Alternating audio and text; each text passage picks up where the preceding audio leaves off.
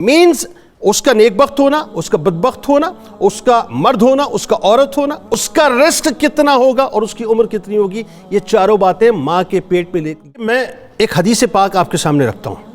ये मुस्लिम शरीफ की हदीस है, 6730 नंबर इसका है।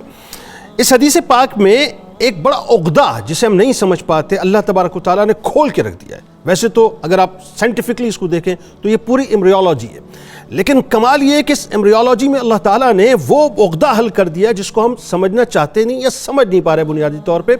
और इसमें बहुत बड़ा किरदार वालिदैन का, ये जहन में रखिएगा, बहुत बड़ा किरदार। हम अमूमन दुआ करते हैं ना औलाद के लिए कि या अल्लाह हमें नेक नरीना औलाद अता फरमा, सालेह औलाद अता फरमा, इसके रिस्क में बरकत अता फरमा, इसे दराजी उम्र बिल खैर अता फरमा। ये दुआएं माँ बाप देते हैं ना। अब आइए, ये दुआ आप औलाद के दुनिया में आने के बाद देते हैं, लेकिन मामला उस वक्त का है जब उम्मीद से औरत हो जाया करती है या उससे पहले। अब वो क्या है, वो जरा तवज्जो से सुन लें।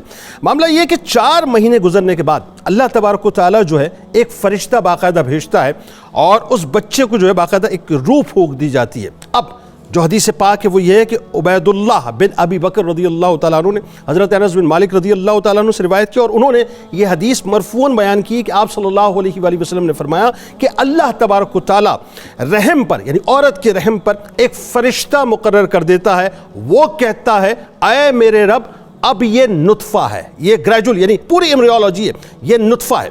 उसके बाद वो अर्ज़ करता है, ऐ मेरे रब, ये अलका है। अलका कहते हैं जो जमा व खून होता है। उसके बाद वो अर्ज़ करता है, ऐ मेरे रब, ये मुद्गा है बुनियादी तौर पे। और फिर उसके बाद अल्लाह तबारक व तआला जो है उसको इंसान की सूरत में तख्लीक का फ़ैसला फरमाता है। तो फरिश्ता कहता है कि ऐ मेरे रब, मर्द या औरत, अभी 4 बातों का फ़ैसला हो रहा है, मर्द या औरत, बदबख्त या खुशबख्त, रिस्क कितना होगा और मुद्दत उम्र कितनी होगी, वो माँ के पेट में होता है और इसी तरह सब कुछ लिख दिया जाता है।